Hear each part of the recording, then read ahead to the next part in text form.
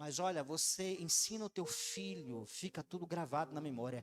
Você acha que ele não está aprendendo. Sabe aquelas crianças que estão ali para um lado e para outro? Elas estão prestando atenção em tudo que a gente está falando no ouvir. Elas não param, elas não olham, mas elas estão observando. Você quer saber? Observe quando você está em sua casa conversando com alguém e o menino para lá pula, brinca e tal. De repente, quando fala alguma coisa que chama a atenção dela, ela interfere na conversa. Porque elas estão antenadas.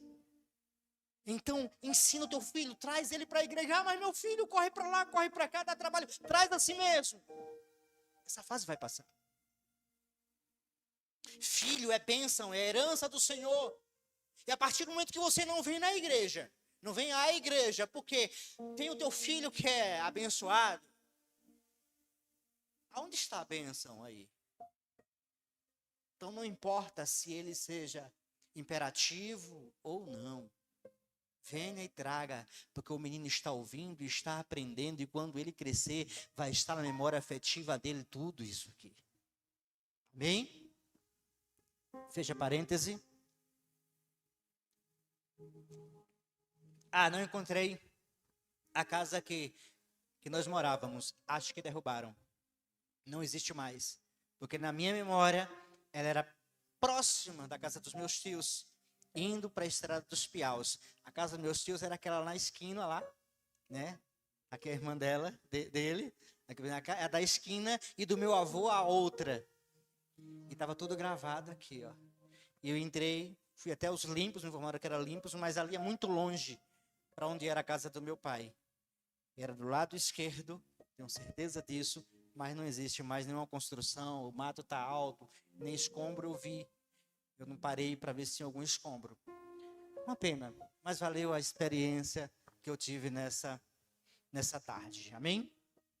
Mas voltando para cá, pastor, hoje quando nós terminávamos pela manhã, eu dei uma introdução na continuidade da mensagem que desde ontem que nós estamos trabalhando, ministrando sobre santidade. E eu falei que hoje à noite nós iremos falar sobre santidade começa em casa. Mas quando eu fui olhar o ponto principal que o Senhor ministrar ao nosso coração para esta noite, se eu for ministrar esse tema, a gente vai precisar de um outro culto. Por isso eu vou fazer só uma leitura aqui dos pontos que eu tinha separado para santidade começa em casa e não vou me estender. Eu espero que eu não vá me estender, porque eu quero chegar no outro ponto. Agora eu quero que você preste atenção em uma coisa. A liturgia, eu sei que tem aqui uns irmãos da Assembleia de Deus que foram apresentados, mas eu não sei, algumas mudam a liturgia do culto, mas nós batistas, nós separamos o culto em duas partes.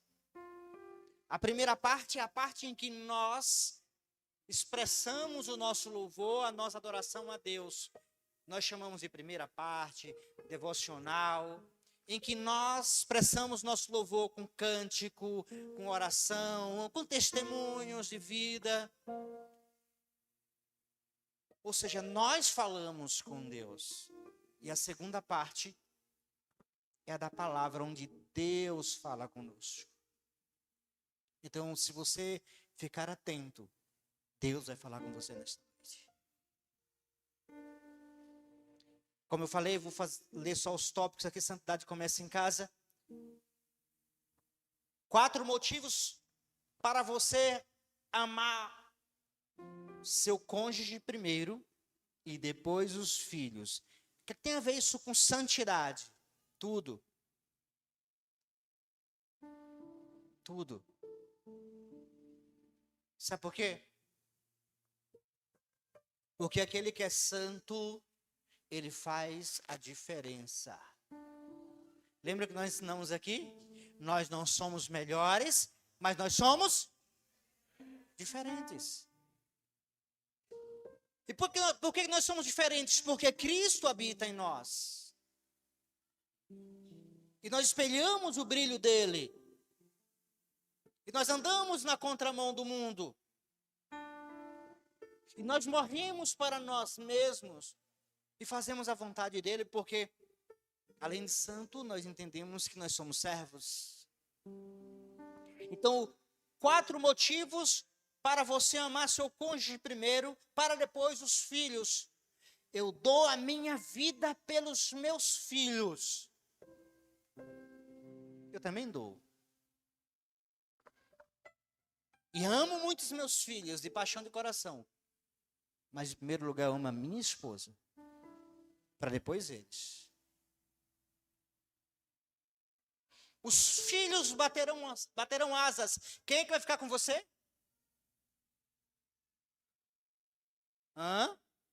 Os filhos constituirão a sua própria família. Quem vai ficar do seu lado é a sua esposa, seu esposo.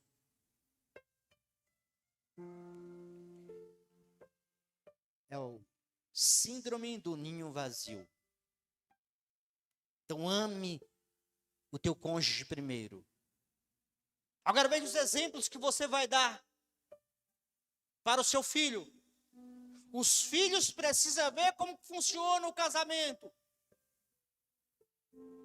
Irmãos, eu até permitia que um filho meu levantasse a voz um pouco para mim. Mas nunca permiti que levantasse para a mãe. Epa, não fale assim com a sua mãe. Aí eu conheço um pastor que diz assim, olha, não faça isso com a minha mulher. Tenho que defender. Eu permiti que comigo até eles falassem um pouquinho, né? Não muito. Eu relevava, mas quando falava com a mãe, aqui não. Você está falando com a minha mulher. Ela é sua mãe, respeite. Porque amor é isso, você priorizar o que é correto, o que é certo. Aquele negócio de frio na barriga, aquilo é paixão. Perder o fôlego quando vê, tremer as pernas, é paixão.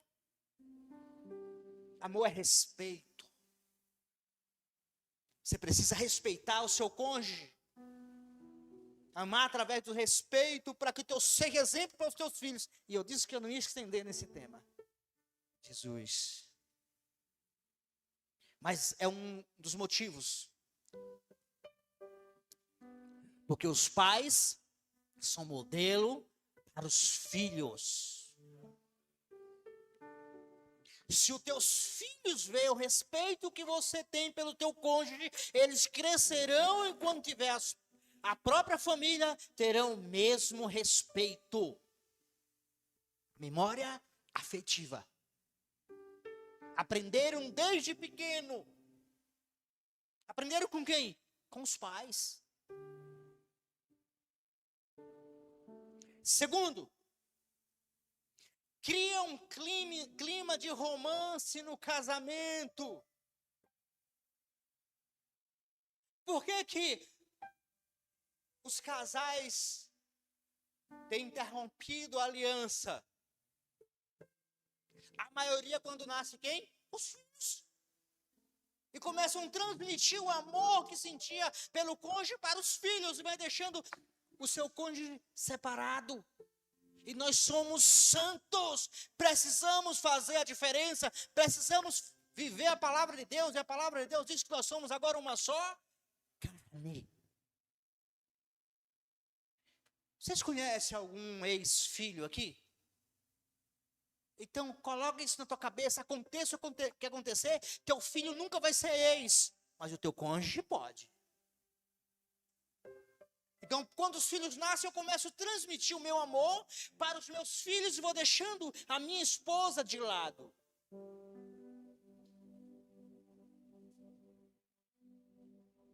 E vou dar um mau exemplo para os meus filhos, quando eles crescerem, eles vão fazer a mesma coisa. Então, quando eu crio esse clima de romance no meu casamento, agora com ninho vazio como nós estamos, 2 casados, um mora em São Paulo, o outro estuda fora, e a gente fica dias e dias, só eu e ela em casa, numa casa enorme, com 4 quartos, e a gente vagando dentro. Mas também tem uma coisa, Nós não temos periquito, não temos papagaio, cachorro nem gato. A gente sai de casa, viaja, não está nem preocupado. Mas porque há respeito, estamos aqui superando essa fase que é muito difícil quando os filhos batem asa. Terceiro, a criança que se sente o centro do universo vai ter problemas na vida adulta. Não vai saber ouvir um não, os nãos que a vida oferece. Eu li uma frase recentemente que diz: homens fortes, sabe quem foram esses homens?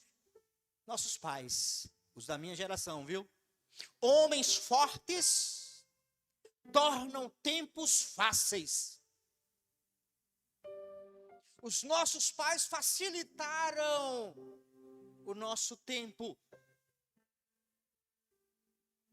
E aí diz que tempos fáceis tornam uma geração frágil. Homens frágeis. A culpa dessa geração ser uma geração mimizenta que não suporta, não sabe nem lavar uma cueca com uma calcinha. É culpa da minha geração que a gente disse: eu vou dar aos meus filhos tudo aquilo que eu não tive. Errado. Se eu sou o que sou, foi porque eu passei pelo que eu passei. E agora eu quero dar tudo, ou eu dei tudo com facilidade aos meus filhos, e os meus filhos se tornam fracos. Não sabe trocar uma lâmpada.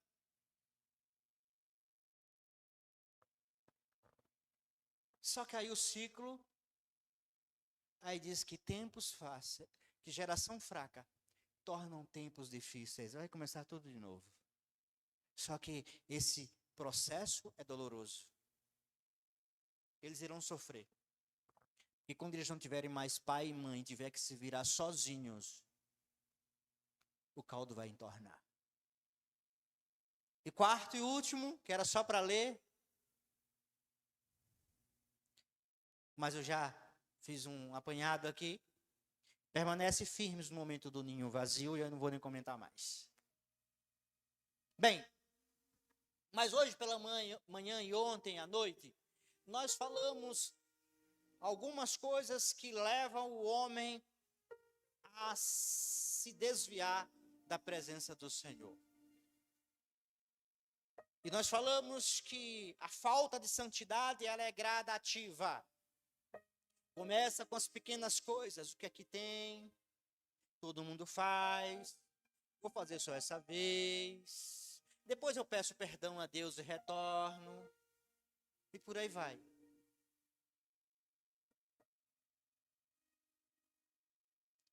E eu quero falar de um tema aqui, para fechar esse congresso, acredito eu, com chave de ouro, para louvor da glória de Deus, arrependimento para a santidade. Para isso eu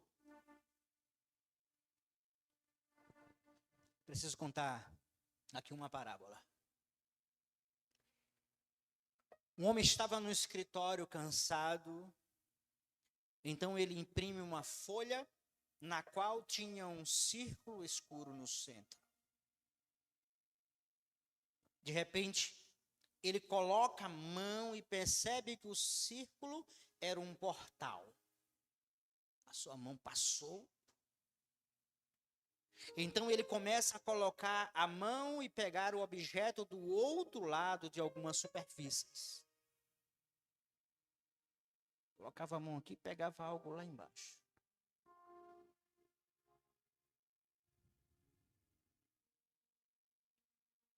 Ele olhou ao lado e viu um cofre. Opa! Então resolve colocar a mão e começa a tirar dinheiro do cofre. Não satisfeito, colocou a cabeça para ver o que tinha dentro, além de dinheiro. A curiosidade foi tanta que não percebeu que terminara entrando completamente no cofre. Então a folha caiu do lado de fora. E ele ficou preso. Preso na sua ambição. Quero falar de ambição nesta noite. E contar duas histórias bíblicas de dois homens ambiciosos e que tiveram desfechos diferentes um do outro. E não esqueça que nós estamos falando de santidade. Santidade, santo, separado para um proveito. Você foi escolhido por Deus para fazer a diferença, porque você é diferente. Não é melhor que ninguém, mas você é diferente.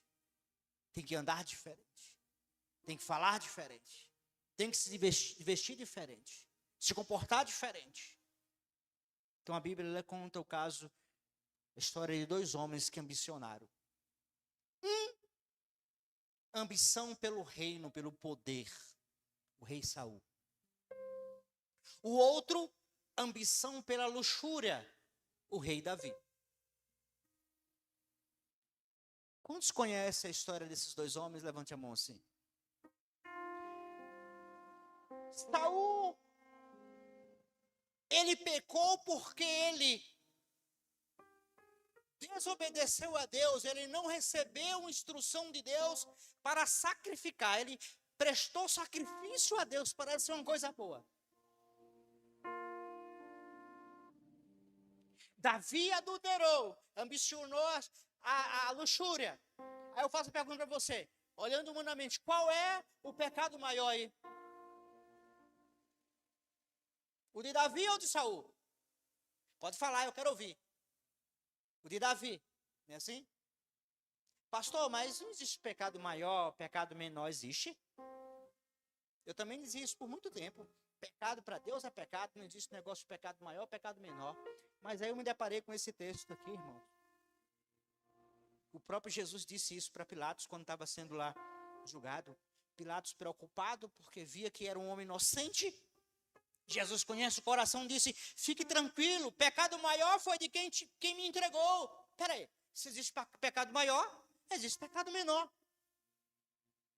Então nós atribuímos nessa história agora de Davi nós podemos concluir de Davi e de Saul, que o pecado de Davi era maior do que o de Saul. Pecado de adultério e de assassinato. Eu vou estar entrando nas duas histórias para você entender. O de Saul, qual foi o problema de Saul? Deus não mandou ele sacrificar e ele sacrificou. E aqui eu quero que você entenda uma coisa, aquele que é santo, aquele que é separado, ele faz a vontade do seu Senhor. Então se Deus mandar, você faz, se Deus não mandar, você não faz. Pastor, mas eu estou fazendo a coisa certa. Você pode estar fazendo a coisa certa, mas no lugar errado e na hora errada. Você quer ver um exemplo?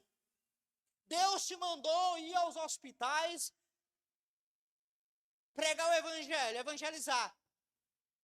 Mas você diz, não, eu vou lá no presídio, vou lá no presídio, e vai fazer o evangelismo no presídio. Deus mandou no hospital, foi no presídio. Mas eu estou fazendo a obra, e daí? E quem disse que toda vez que você está fazendo a obra, você está agradando a Deus? Deus te mandou fazer? E se te mandou foi nesse lugar? E se foi nesse lugar, foi nesse tempo? Você pode estar fazendo a coisa certa de forma errada. Ou no tempo errado. Ou no lugar errado. Então parece que Saul não pecou, porque ele estava prestando um sacrifício de adoração a Deus.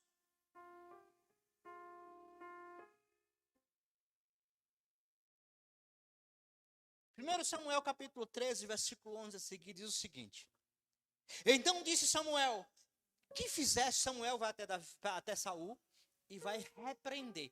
Quando Samuel chega, faz logo uma pergunta para ele. O que fizeste? Ele já sabia do que se tratava.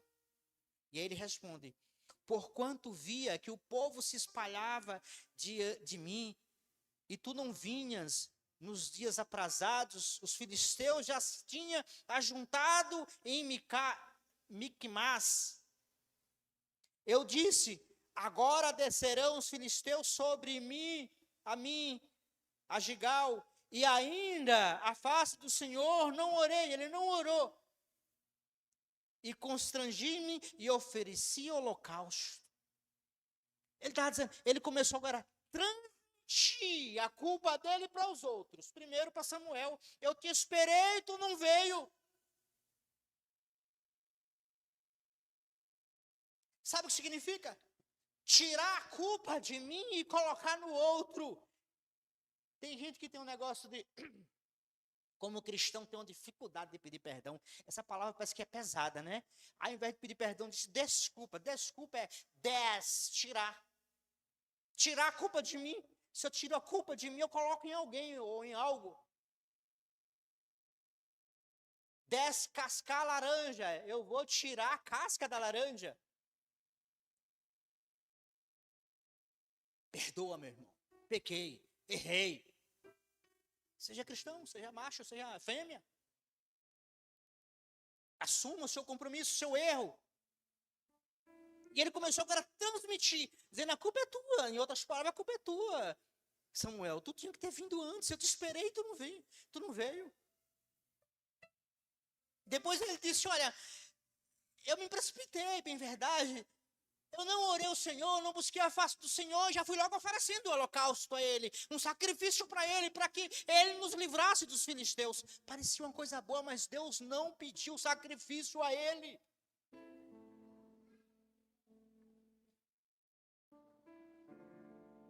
Há momento para todas as coisas. A Bíblia diz que Deus tem que ser dado a glória devida, mas eu quero fazer uma pergunta aqui para você. Deus precisa da nossa glória para que Ele seja Deus? Não. Quando nós adoramos a Deus, Ele não divide a glória dele com ninguém. Mas quando nós adoramos a Deus, não é porque Deus precisa, mas que nós precisamos dEle. Nós precisamos adorar Ele. O beneficiado sou eu. Deus é Deus. Se eu adorar a Deus, Ele é Deus. Se eu não adorar, Ele continua sendo Deus. Ele é imutável, Ele não muda. Mas se eu adorar a Deus, eu serei beneficiado. Se eu não adorar a Deus, eu serei derrotado. Então Deus não estava precisando de sacrifício. Deus não pediu sacrifício a Saul. Deus queria que Saul andasse na presença dele, fizesse a vontade dele. Quando eu ando na presença, eu faço a vontade dele. Nós falamos sobre presença hoje também, hoje pela manhã. Quem não veio deixou de ganhar. E aí? Mas qual foi o pecado do homem ainda? Sabe qual foi? Por que Deus não perdoou o pecado dele? Porque ao invés dele dizer assim, me perdoa, Senhor, eu errei, eu pequei contra ti, Senhor. Ele tentou justificar o próprio erro, colocando a culpa em Samuel, justificando por que errou, porque o exército inimigo estava vindo sobre ele. Não, vou prestar. Se prostra logo e diz, eu pequei contra ti, Senhor. Foi por isso que Deus não perdoou Saul. Ao contrário de Davi.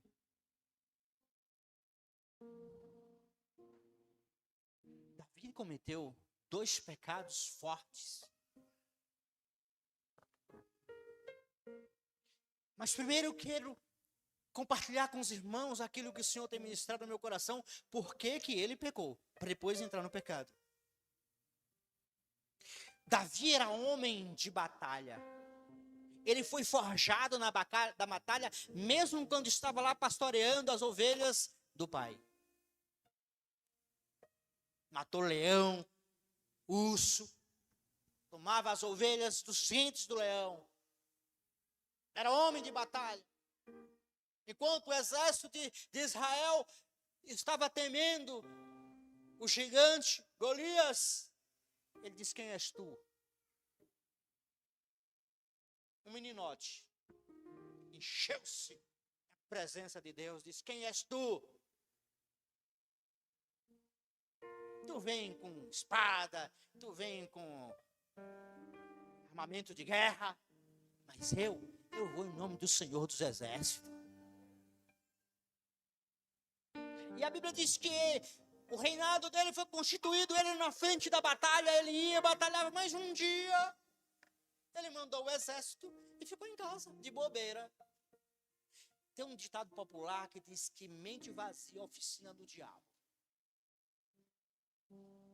Então, o texto diz que Davi, depois de pedir uma refeição aos seus servos, dormiu um pouco, o texto diz isso, dormiu um pouco, e depois saiu no alpendre do palácio e começou a olhar, e lá ele viu uma mulher tomando banho. Encheu o coração de desejo por aquela mulher e perguntou quem era. Primeiro ele perguntou se informar quem era aquela mulher e disseram: olha, aquela mulher é esposa, ela é casada, é casada com teu servo Urias. Uzias. Confundi, Uzias? Urias, é. Dois nomes parecidos. Teu servo Urias. Já era motivo suficiente para botar o pé no freio. Mulher casada. Não pertencia a ele. Mas a ambição dele levou ao adultério. E ele mandou buscar aquela mulher. Ele era o rei. Quem era que dizia que não? O sistema de reinado era o rei manda, o outro obedece. A mulher podia recusar? Não, ele era o rei. E aí ele deitou-se e adulterou com Betseba. Depois que ela coabitou com ele, foi para casa e descobriu que estava grávida. Mandou um recado para o rei dizendo: olha, eu engravidei. Então Davi começou a tramar. Primeiro ele disse: não, já sei o que eu vou fazer. Vou mandar Urias vir, deitar-se com a sua mulher. Depois ela aparece grávida e o filho é dele. Assim ele fez. Urias se apresentou à presença dele e ele disse: vá descansar. Você estava na batalha, vá descansar. Ele esqueceu que ele estava diante de um homem fiel aos princípios. A Bíblia diz que Urias chegou e ficou do lado de fora da casa, permeitou ali, não entrou para coabitar com a mulher. Quando ele é chamado na presença do rei, que é questionado, ele diz: meu senhor, como podia eu dormir tranquilo, deitar-se com a minha mulher, enquanto os meus companheiros estão lá na batalha? Olha a diferença.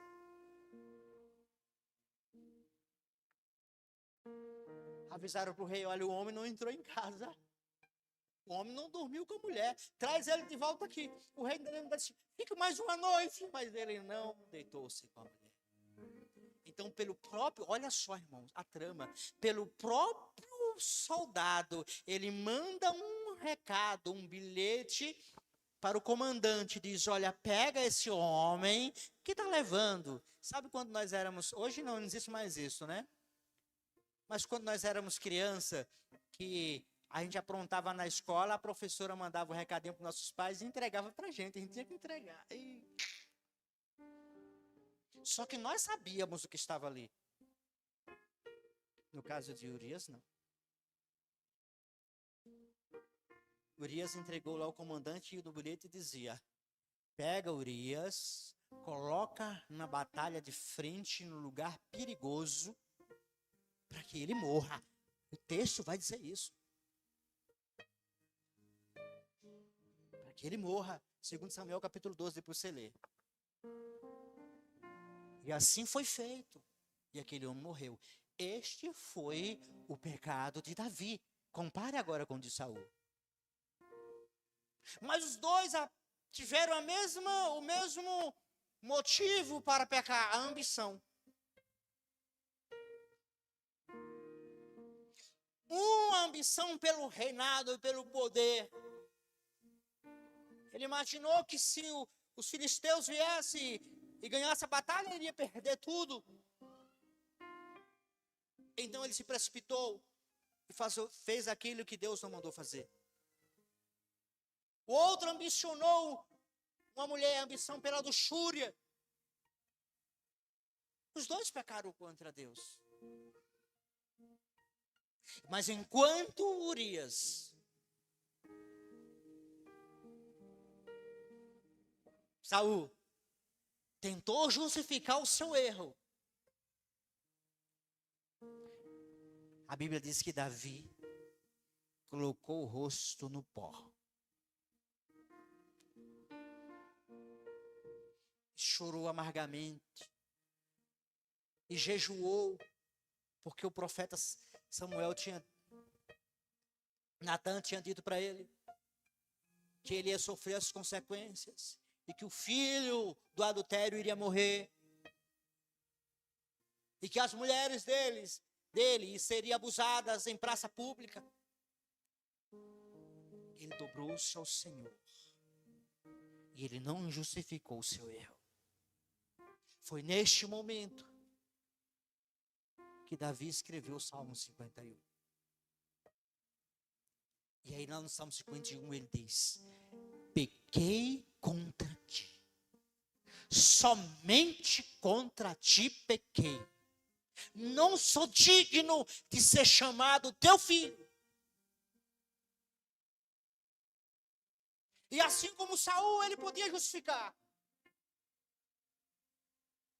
Ele poderia dizer assim: Senhor, estava eu no meu palácio e a mulher estava lá banhando-se com as cortinas abertas, se mostrando, e a carne é fraca, tu sabe, né, Senhor?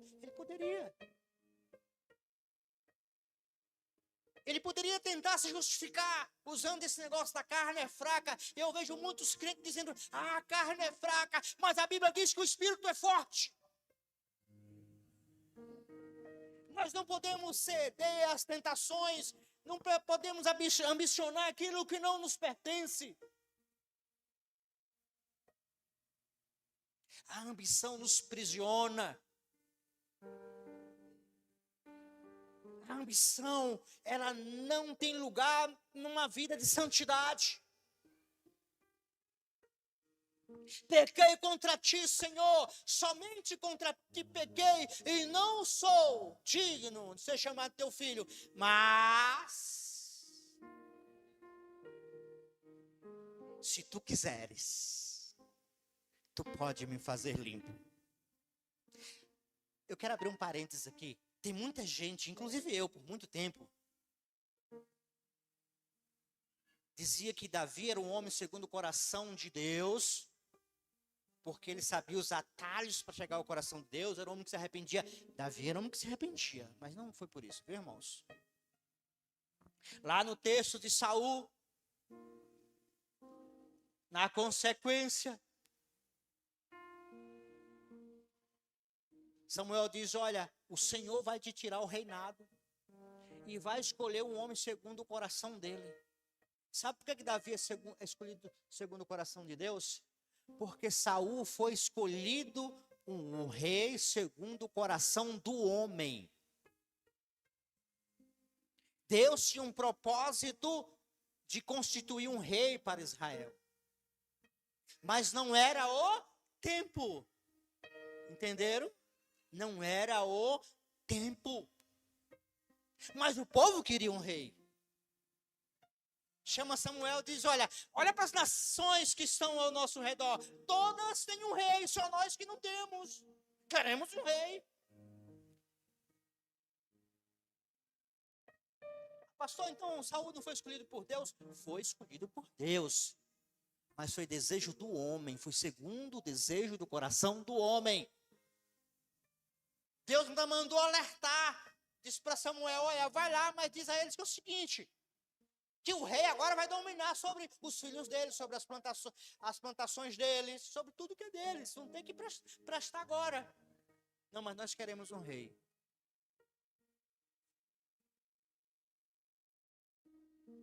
Só que nesse momento, quando Deus diz para Samuel dizer a Saul que vai tirar o reino dele, Samuel diz, e Deus vai escolher um homem segundo o coração dele.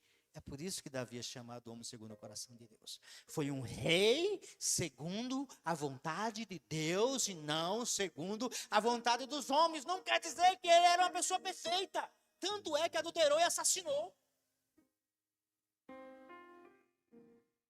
Mas tem alguém perfeito aqui?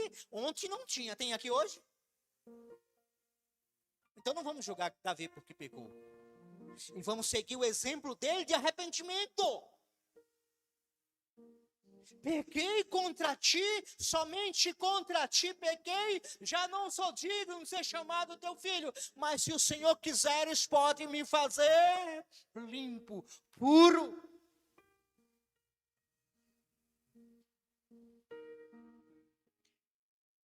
O Senhor pode pegar os meus pecados e deixar eles mais alvos do que a neve. Arrependimento para a santidade. Se nós queremos ser santos, precisamos nos arrepender dos nossos pecados. Quando nós pecamos, vamos lá, dobremos nossos joelhos diante do Senhor e diz, Senhor, eu pequei, Senhor. Não tente justificar não, meu irmão. Ah, eu pequei porque eu estava num dia mal. Eu pequei. Não, eu pequei, Senhor. É a hora que a gente olha para dentro de nós mesmos. Esquece as pessoas que estão aos nossos lados. O pecado é nosso, é meu. O filho pródigo, depois que gastou tudo, perdeu tudo, a Bíblia diz que ele olhou para si, para dentro de si, e usou a mesma frase que Davi usou.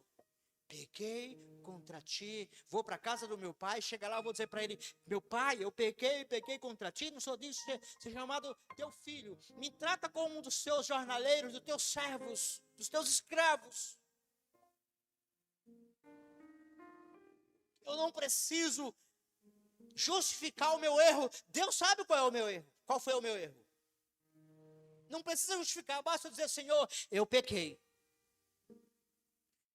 Pastor Jair, eu quero te pedir perdão, pastor, porque naquele dia eu pisei no teu pé. Mas olha, pastor, eu só pisei no teu pé porque teu pé estava no meio do caminho. Não, eu pisei no pé do pastor. Me perdoa, pastor. Não precisa acrescentar que o pé do pastor estava no caminho, na travessia. Nós não podemos estar tentando justificar. De vez em quando eu me pergunto, Adão, Eva, se vocês não tivessem justificado, o pecado tinha morrido ali. A culpa é da mulher que tu me deu, disse Adão. A mulher, opa, não. A culpa é da serpente. Sobrou para a serpente. Vocês já imaginaram se Adão e Eva tivessem tido a atitude de Davi? Pequei contra o Senhor. Me perdoa, Senhor. Eu não sou digno de ser chamado teu filho. Isso era para Adão. Morreria ali em Adão, irmão. Não precisava botar nem a mulher no meio, porque Adão era o responsável por sua mulher. Então, uma pergunta: onde estava Adão quando Eva pecou? Tinha que estar cuidando, amando a sua esposa.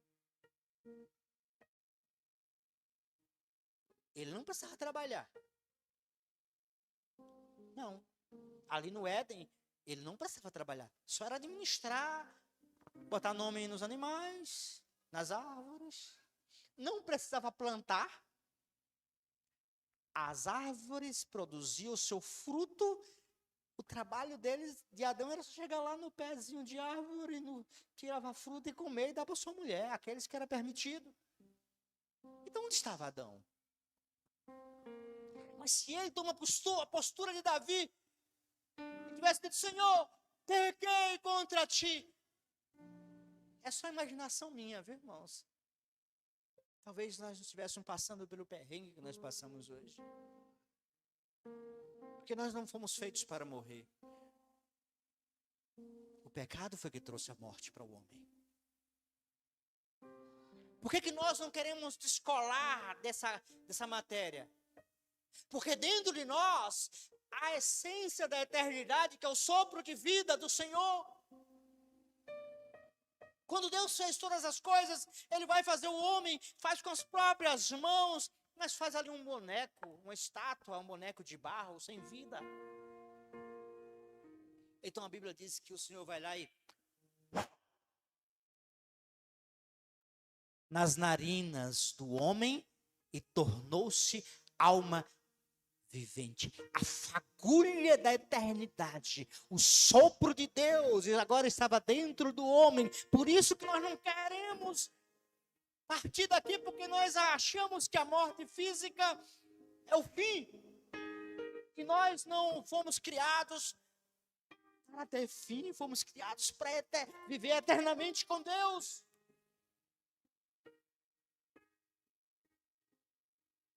Mas Adão, se eu chegar lá no céu e encontrar Adão, vou ter uma conversa com ele. Não era para ter tomado essa postura. Ele não tomou. Davi tomou. E nós estamos aprendendo nessa noite que a gente precisa tomar decisões de arrependimento diante do Senhor, porque nós pecamos. E nós somos santos, nós somos separados, somos diferentes. Melhor do que ninguém não somos. Nós somos diferentes. Quantos de vocês já chegaram em algum lugar? Você é crente, né? Você não disse nada para essa pessoa. Quando você viver essa experiência, levante a mão. Glória a Deus, tem gente diferente aqui. Nesse lugar. Sabe por quê? As pessoas olham para nós e veem que nós somos diferentes. E Alex é diferente não é por causa dessa barba. Não. É pelo brilho de Cristo que está nele. As atitudes de Alex transmitem Cristo. A fala de Alex transmite Cristo. O proceder de Alex transmite Cristo.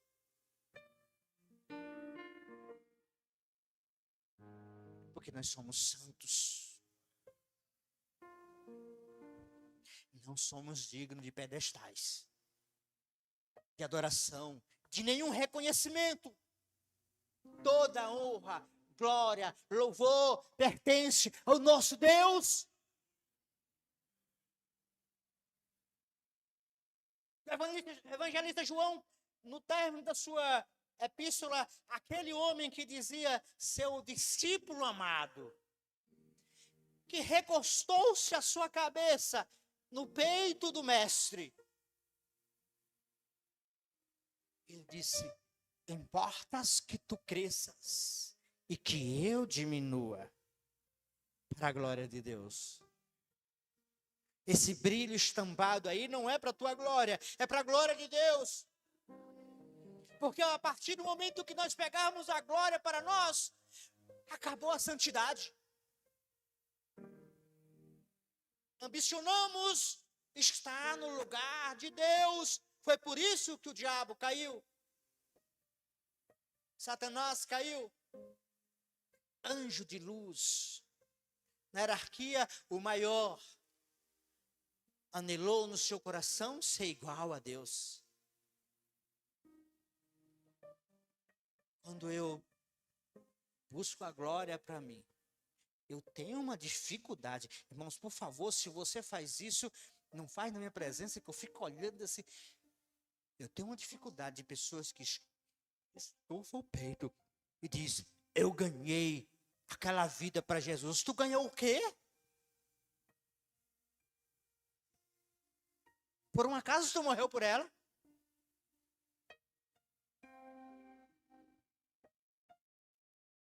A Bíblia diz que é você que convence.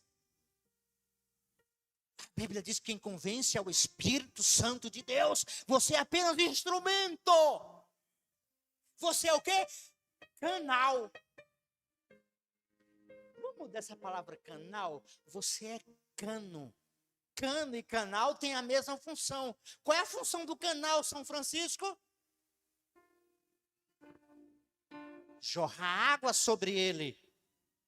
É o mesmo canal, é a mesma função do cano. Você é cano, você é canal de Deus. Você é só um instrumento em que a água vai passar, vai jorrar a água que dá vida lá na frente.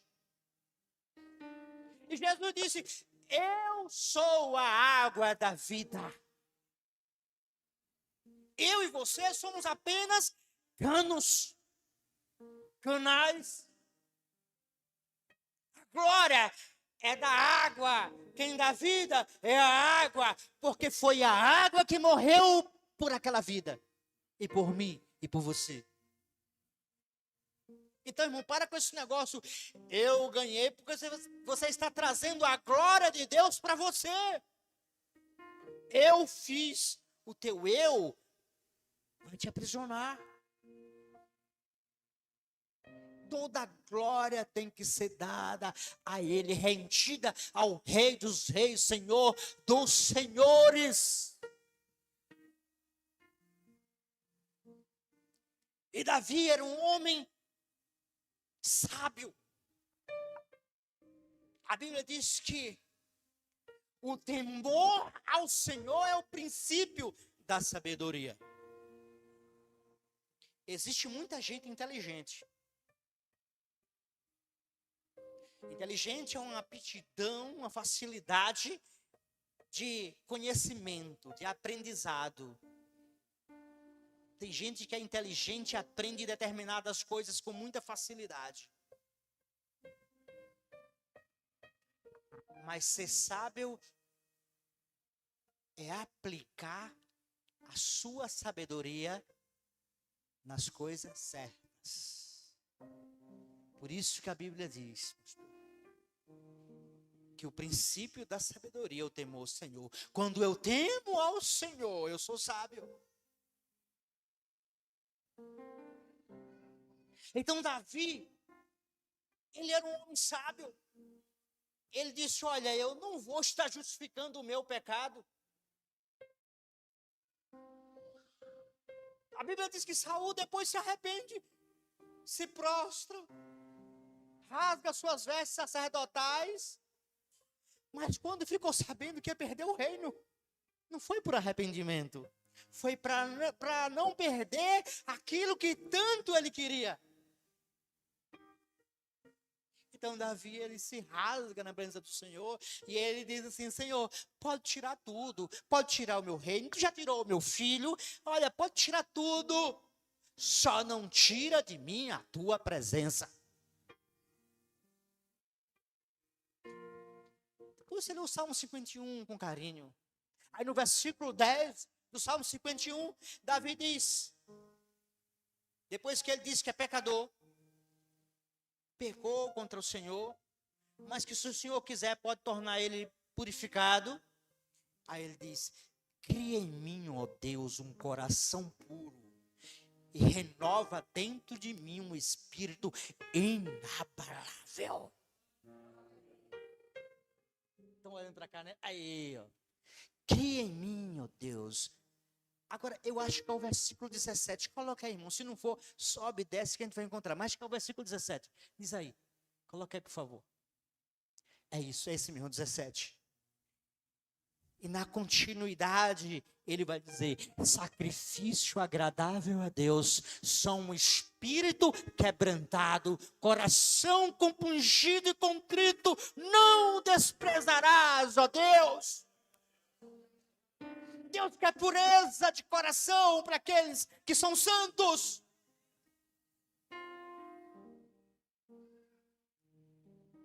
Essa é a sabedoria de Davi.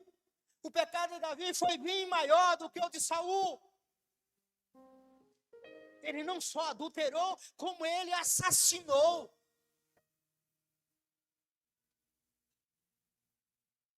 Mas ele soube reconhecer o seu próprio erro, arrependeu-se e pediu a Deus um coração sábio. Cria em mim, ó Deus, um coração puro. E renova, faz uma transformação dentro de mim. Ezequiel no capítulo 36 diz que quando nós buscarmos ao Senhor com esse nível de santidade, vai dizer que Deus vai arrancar o nosso coração de pedra e dar um coração novo, um coração quebrantado, um coração sensível ao amor dele. E na continuidade desse texto, ele vai dizer que quando isso acontecer, nós iremos olhar para os nossos pecados e iremos sentir nojo. Mas eu só posso ter tudo isso quando eu tiver um coração quebrantado diante do Senhor, que reconheça os meus próprios erros e adore a Ele em espírito e em verdade.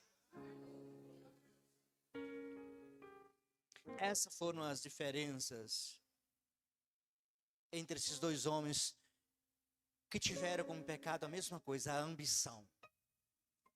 A ambição que aprisiona.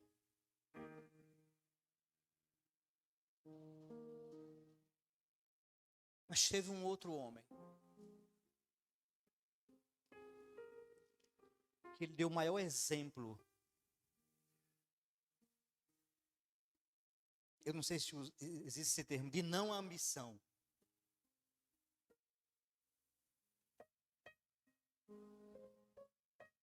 Esse homem chama-se Jesus. A Bíblia diz que ele, mesmo sendo Deus, não ambicionou a posição de ser Deus. Filipenses 4. Pelo contrário, esvaziou-se da sua divindade. Tornou-se em forma humana. Tornou-se num corpo miserável igual ao meu. Um corpo pecaminoso, contudo não cometeu pecado.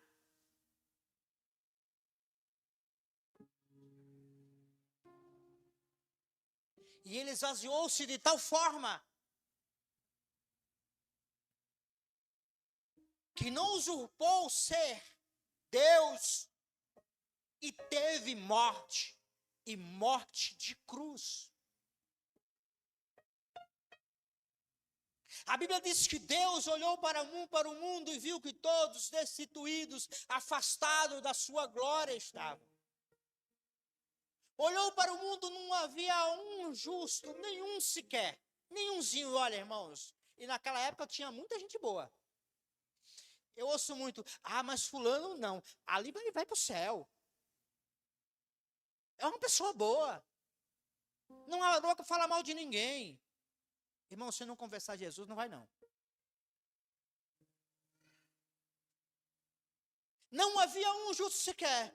Mas tinha ali, sabe quem, irmão? Tinha Maria, que foi escolhida dentre todas as mulheres para ser a mãe de Jesus, mas a Bíblia diz que ela não era justa, não havia um sequer, então ela não estava enquadrada em nenhum desses.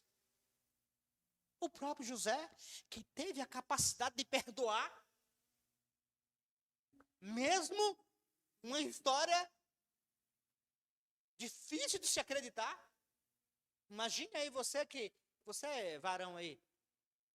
Está com a tua noiva lá, você nunca coabitou com ela, nunca teve relação com ela, de repente ela aparece grávida e diz, olha, foi o Espírito de Deus, foi o Espírito Santo que me engravidou. Hã? Tinha esse homem lá, mas a Bíblia diz que não havia um justo sequer.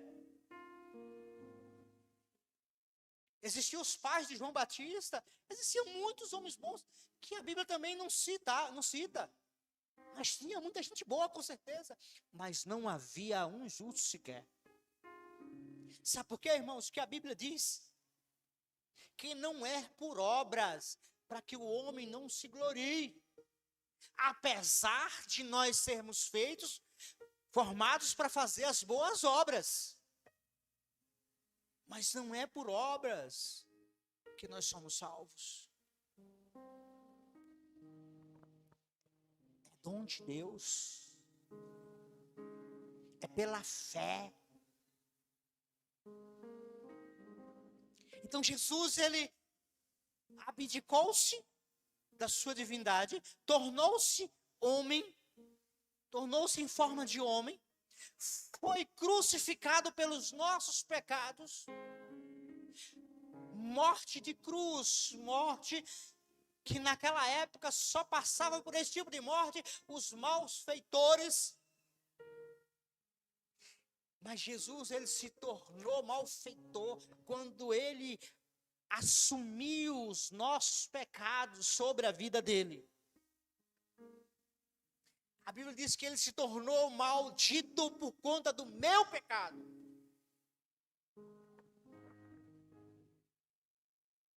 E é bom que você entenda isso. E que você pense dessa forma. Jesus se tornou maldito pelo meu pecado. Porque se eu ficar dizendo pelos nossos pecados, a minha culpa fica pequena. Foi pelo meu pecado que Jesus morreu. Mas também esse texto de Filipenses vai dizer que porque ele se esvaziou e teve morte de cruz, Deus o exaltou de tal maneira que deu um nome que está acima de todos os nomes, cujos joelhos do céu, os anjos, da terra os homens, debaixo da terra os demônios, se dobrarão diante dele, e toda língua confessará que ele é o Senhor, para a glória do nome dele.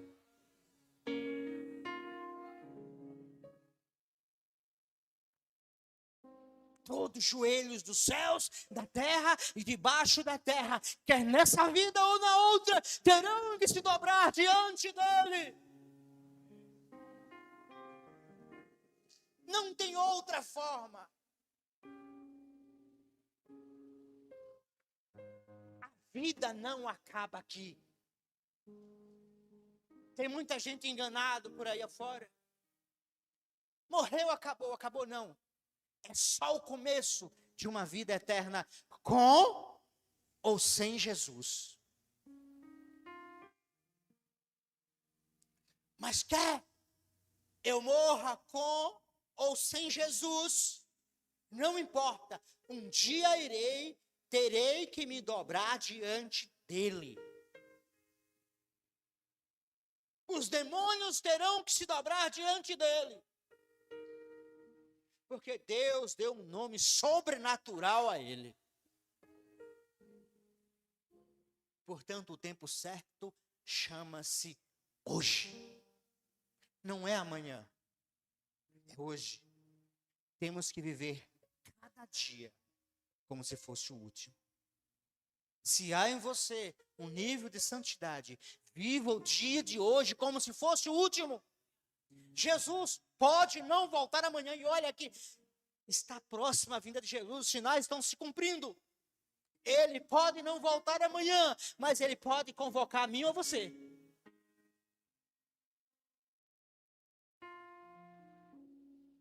Possa ser que eu nem saia desse púlpito e ele me convoque. Possa ser que você nem saia desse culto e ele te convoque. Porque tudo está na mão dele. Então o tempo se chama hoje. E eu quero fazer 2 convites nessa noite. O primeiro convite é: eu não conheço nenhum de vocês. Eu só conhecia o pastor Dejaí. Conheci o irmão Joanderson via WhatsApp. E aqui eu conheci pessoas maravilhosas que nos acolheram. O irmão Yara, sua família ali, sua mãe. Nos trataram muito bem hoje, nos recepcionando. Cada irmão com carinho. O irmão lá da Flor de Lis. Eu não conheço nenhum de vocês, nem a história de vocês, nem a história do pastor Dejaí. Só o conheço. Então, o primeiro convite é: se aqui nesta noite existe alguém que compreendeu que precisa viver um nível de santidade, vocês que escolheram esse tema, os homens especialmente, santo para sempre, é o nosso Deus. Independente que você seja santo ou não, Ele vai continuar santo. Mas Ele nos convida a viver esse nível de santidade com Ele. Mas se em algum momento da tua vida, meu irmão, houve um deslize, talvez você está perdido dentro de casa, talvez você tenha perdido a intimidade com o Senhor, e você quer dar um passo de arrependimento, reconhecendo que você precisa da ajuda do Senhor, eu quero convidar você a vir aqui à frente para que a gente possa orar pela sua vida. Você que sente que precisa de uma mudança de atitude dentro de você. Que você precisa que o Senhor faça um mover diferente, um renovo dentro da sua vida, para que você viva um grau de santidade como você nunca viveu, mas deseja viver. Eu quero que você saia do seu lugar e venha aqui à frente para que